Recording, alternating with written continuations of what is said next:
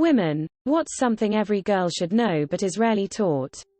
I know I'm late to the party, but even if only one person sees this, there is no shame in doing a pregnancy test. In fact, if something is weird with your hormones, body that you haven't experienced much before, it's always better to do a test just to be sure. Even if it's unlikely you are pregnant, if there is any likelihood at all, just do the test and be sure.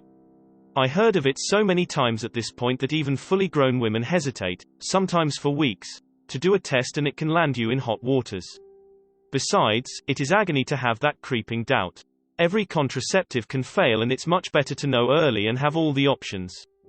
On that same note, cheap pregnancy tests work exactly the same and are just as effective as expensive pregnancy tests. I keep a multi-pack of cheap stick tests just to be sure. How to measure a bra.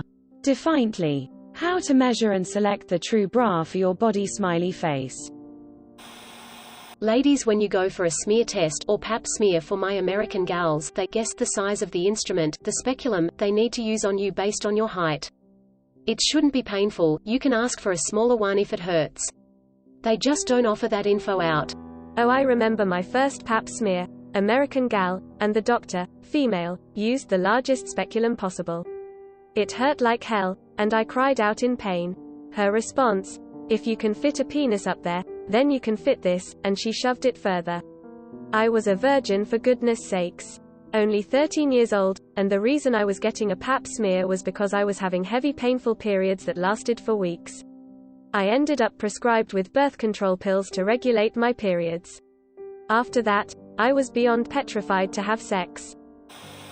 How to wash genitals. Many women have gotten infections due to not knowing how to wash themselves. Like fragrant soaps or douching is obviously bad but not taught very often. Edit. Link. This video by an OBGYN will show you how to clean your vulva. When I was around 12, my aunt gave me some terrible advice. I love her a lot, but this really effed me up. She told me to go inside with the soap, like all the way. To her credit, she told me to do it with the kind of soap that is made for washing down there. Little me went and used Dove vanilla scented soap to do it. After getting the infection, I really thought I was just smelly, was never educated about these kinds of infections. I was 12, so I went and washed even more vigorously with the same soap the next day. And again, and again. I had no way of knowing how terrible it was for me. I don't remember how it stopped, but that infection was long-lasting and it made me want to skip school, which I did a few times because of this. This is the importance of teaching kids the right things. Clean your makeup brushes. Your skin will thank you. And your sponges. They're harder to clean, but the gunk really builds up if you leave them. Honestly, sewing and altering clothes not for gendered reasons, but because our clothes oftentimes fit irregularly. A size 12 in one brand will fit completely differently from a size 12 in a different brand. Also, you can learn to sew larger pockets into your pants. Don't hold different standards for yourself that you wouldn't hold for the ones you care about. You do not have to take care of everyone around you. You have two types of exocrine glands in your vagal vestibule. They secrete clear fluid but can become impacted, swollen, and very painful. When referring to the part of your genitalia that is not within your body, the vulva is the external part and includes labia minora and majora, while the vestibule is internal. Your urethra is a tiny hole within the vestibule where you urinate out of, and the vag is the opening to the vagal canal which leads to the cervix. They are not the same hole, which is why you can still pee while wearing a tampon. It breaks my heart when women do not know their own anatomy, and few schools teach it thoroughly. Edit. After reading through the comments, I want to add that the two types of glands mentioned above are the paraurethral glands, alternatively called the Skene's gland, and the greater vestibular glands, alternatively called Bartholin's gland. These are paired glands, one on each side of the vag. The paraurethral glands are analogous to the prostate in men and supply ejaculatory fluids. The greater vestibular glands are analogous to the bulbourethral gland in men and secrete mucus and enzymes to clean and lubricate the vag. The penis is embryologically and functionally the male analogous structure to the clitoris. The labia majora are embryologically analogous with the scrotum. They both arise from genital swellings on the developing tubercle. The terms Bartholin's gland and Skene's gland are gradually being phased out by the medical community, along with many other eponyms, in favor of anatomically descriptive terminology. Using the names of the men who claim to have first identified these glands provides no real value. I was homeschooled and no one taught me about my anatomy or really periods. When I started my period, I took a tampon and tried to put it in my urethra because I thought it was my vag smiling face with tear. Then obviously it didn't fit, so I figured I had to stretch it out, and I tried a Q-tip first, 100% the most painful and traumatic part of puberty. Edit, since this is getting a lot of attention, I just wanted to throw this out there. Yes, educating your child, of any gender, about their anatomy is vital. But I should also mention that pads would have been a much less traumatic choice of product for someone new to periods, regardless of my anatomical understanding. I didn't use them because one of my friends was talking about pads one time, and a ton of other kids bullied her for using them because they're so disgusting, and that's like wearing a diaper, and I was afraid of facing the same fate if I used pads. So in addition to teaching anatomy, don't forget to try to undo generations of stupid baseless stigma about bodies and bodily functions. Smiley face. Weightlifting and strength training is good for you, and more women should lift. Edit, all the comments amaze me. Flexed biceps, medium light skin tone. Lactating women do not have just one stream of breast milk that comes out of the middle part of the areola. Yep. It all looks a bit more like a watering can. You have multiple ducts where milk is released. Adding on to this, people need to understand a bit lore about the basics of human lactation. How it works, what is normal, abnormal, and where to reach out for help, and to do so the second you have questions. Lactation issues are much easier to correct the sooner you get help. Still waiting for someone to teach me about menopause. Going through it now. No one told me about the insomnia. The hot flashes drench my head. Oh, and brain fog is real. Your safety is always more important than a man's feelings. If you feel unsafe, protect yourself first. Think about how others may perceive you later.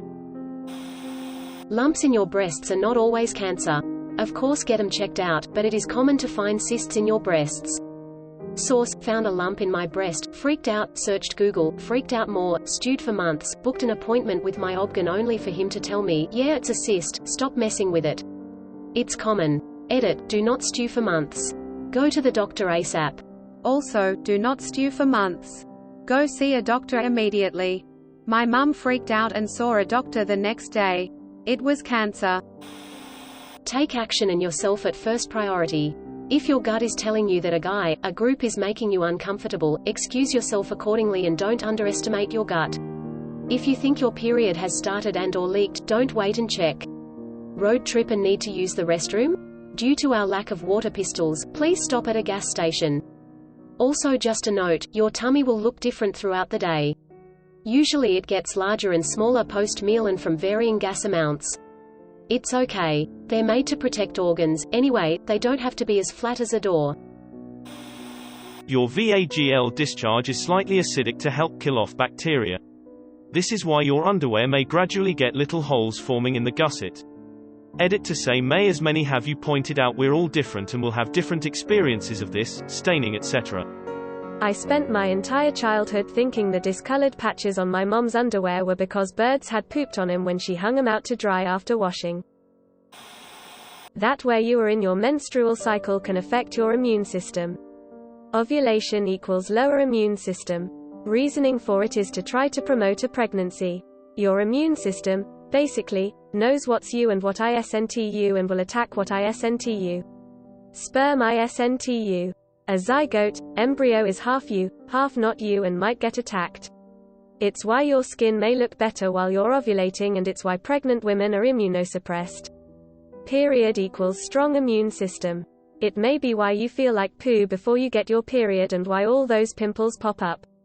Your body is now fighting off crap that your ovulation period let slip through, including pimples. We have no control over this. That's the part that kills me. We have zero control. Just because there is another female present doesn't mean you are automatically safe. Women can be predators too. Edit, thank you for the awards. Ghislaine Maxwell is an excellent example of this. Also, F. Ghislaine Maxwell. The facts of a healthy vag. A lot of things are 100% normal that society deems as gross, unfortunately. How to change a tire. Step 1. Pull over to a safe place where it is flat, not too rocky, and put on your hazard lights. Also put the parking brake on, and if you have anything to use as a chock for the other tires, put that into place. Step 2. Locate your spare tire. Most are located underneath the floor of the trunk. Some SUVs through will have the tire on the exterior of the trunk door or underneath the carriage. They are generally secured into place using some form of screw cap. Step 3. Use the jack and wrench provided to lift up the vehicle. Most are diamond jack as they are the most space efficient. Key thing is placement of the jack. You want to avoid soft ground like grass, and also soft spots in the car body which can collapse or sink. If you have a piece of wood, you can put that underneath the jack to help prevent sinking if you can't avoid soft ground. You also want the section of the jack that has the spot for the wrench poking out. Step 4. Start turning the wrench so that the jack is starting to take some of the weight of the car, but do not go all the way off as you need the tire on the ground to help prevent the wheel moving when loosening the nuts, plus it's safer. Step 5. Lefty-loosey, righty-tighty. Remove the nuts in an alternating star pattern. They may be tough. If they aren't coming off, find something to lengthen the wrench handle to increase the torque on the nuts. Step 6. Once the nuts are off, start lifting the car using the jack completely to get the wheel just off the ground. Step 7. Do not lift, wiggle the wheel off the hub and roll it aside. Roll and wiggle the spare tire onto the hub and reverse the steps of tightening. If the spare tire is a bit smaller than the main tire, you may need to lower the car very slightly so that you can place the wheel in place without lifting. Step 8. Double-check the wheel is in place tightly and lower the car and remove the jack. Slap the tire and say, "That's not going anywhere," and admire. Miscarriage is normal. Comment 2. It's pretty normal to have some level of diarrhea, weird poops when you're on your period. Sorry it's a thing, but if you're reading this, I'm glad you don't need to get to like 30 before finding out it isn't just you like I did. Also, vulvas and breasts come in a wide variety of configurations. The range of normal is huge. Please do not rely on P or any pop culture depictions to decide if what you've got is normal or okay. And asymmetrical breasts is common too. How to negotiate a pay raise, higher salary, etc. Too many of us, girls and boys, are not taught how to advocate for ourselves and know our worth to employers. Last time I was offered a promotion at a corporate job, they were all, "Oh boy. And you'll get a $2 an hour raise." I said I'd call them back shortly. Did the math. With the amount of commissions I got on top of my hourly, they'd have to give me a $3 a raise just to match my average pay, not to mention the raise needed to cover my new responsibilities. I called back and told them as much, and said I'd take a $6 per hour raise to start, and if the store numbers went up in the first month by 10%, I'd take another $2 after 30 days, and we could renegotiate after 90 days of the promotion, depending on store numbers. They said they couldn't do that, so I said I'd stay in my current position.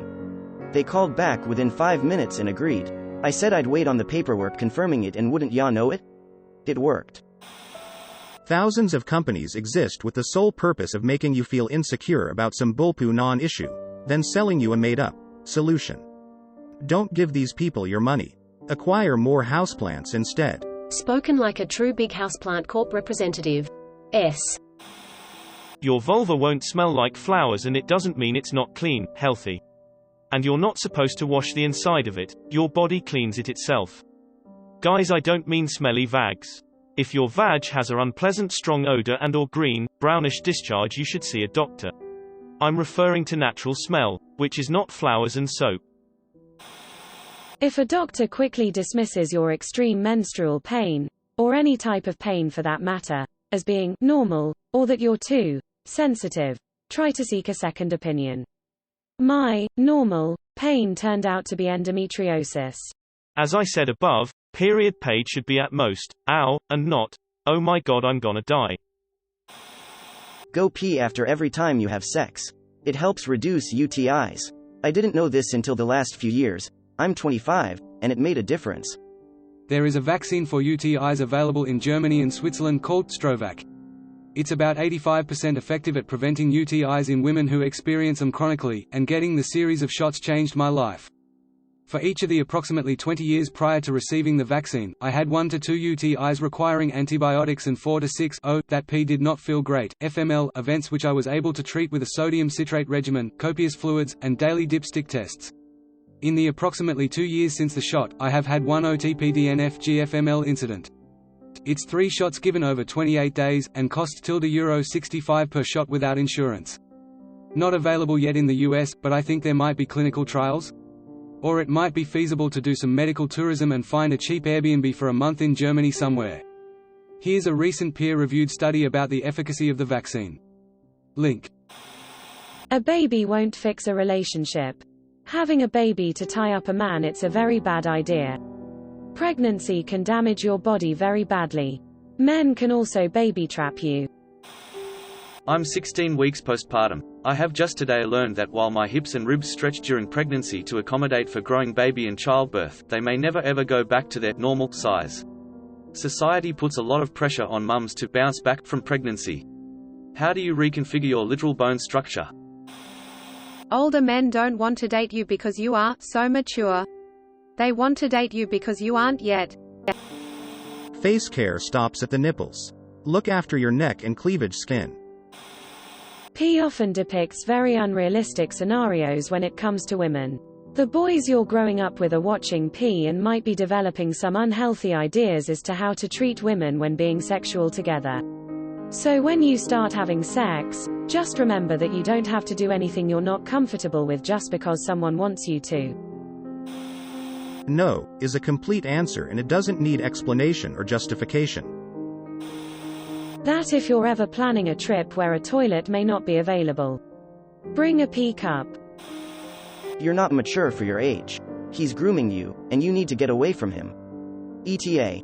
I apologize for writing it out to sound like only men do this. Women can and have done it, too. Since I had experienced this in my youth, I just answered like I was talking to teenage me. How to really learn, understand, and value the concept of what you want out of life. I think so many children and teens could benefit. Edit. Oh man, I didn't expect to wake up to this. Gonna try and respond here since multiple people are asking. Also, I should have stated I'm not a woman. Hope I'm not stepping on any toes in here. From my experience, there doesn't seem to be a particular way to do this. It comes from a lot of self-reflection, pondering your place in all this. Due to everyone having such vastly different yet valid experiences and circumstances, it's good to remember that there are no universal answers. I get over the existential dread and nihilism of this by asking myself, well fine, if this great void is meaningless, then what do I want to care about? And why? Do I want to elevate my loved ones so they don't suffer? Do I want to go full on hedonism? What do I want? I try to remember that what I want isn't a goal, it's a journey. It will be forever fluid and changing, and new experiences and values come and go. I honestly wish I had a way cooler answer to everyone asking. It's the answer of there is no answer that is the most annoying in life, haha, but they often come with the benefit of being as personal as you want it to be. It's really all about you. You're the writer. You're not just the subject of someone else's story. No one is perfect. Hell, I flip out over dumb poo too sometimes and act stupid AF. Don't beat yourself up too hard, but self-correction is important. To everyone in abusive and dangerous places in their lives, this kind of self-actualization is often not possible. That's why we need the helpers and heroes. That's a good place to start. When you're in doubt, help someone. No matter how small of a gesture. Save one person and then you'll know. Was my fave line in Justice League, and it really stuck with me. Jumbled rant over. Financial planning. You can't and shouldn't depend on Prince Charming to rescue you. A man's not a plan, smiley face. If you're being assaulted by a man, be prepared to fight if you can't run or call for help. Leave as many marks as possible. Bite the MF and scratch him with your nails to leave your DNA on him, and also collect it as evidence. If he pushes you against the ground, be prepared to grab his testicles and twist it. I know that it sounds like a joke, but it could save your life. Edit. Always follow police's advice. My post is about the rapists that you will know that will kill you. There is a difference between a regular asshole and one with a gun. As stated in my post, if you can run or call for help, do it. Edit 2. Maybe we should teach men to not assault women. Agreed. My mom taught me how to be a decent person, and I'm sure that there are many guardians doing the same. Sadly, we can't just tell rapists and criminals to stop like Dora the Explorer. They're monsters, and it probably will take 100 years or more before they're erased from humanity. Edit 3. I didn't expect people to upvote this comment like this, thank you. I'm no expert and any advice from this post including mine should be taken with a grain of salt. Listen to police and if possible take self-defense classes. Stay safe people. From my mother, never believe what a man tells you when he's hard. It's okay if you're not into or aren't overly fond babies or newborns. Added to that, people will have opinions about your decision as to whether or not you would like to have children, particularly if you do not want them. It's okay to ignore those opinions. It's okay to not want children. It's also okay to want children, or to not know if you want them. You do not owe anyone a child. Not a woman, but I'm part of a support group for people who are hurting, from breakups or something else. Please ladies remember this. Just because a person doesn't put hands on you, that doesn't mean they aren't abusive.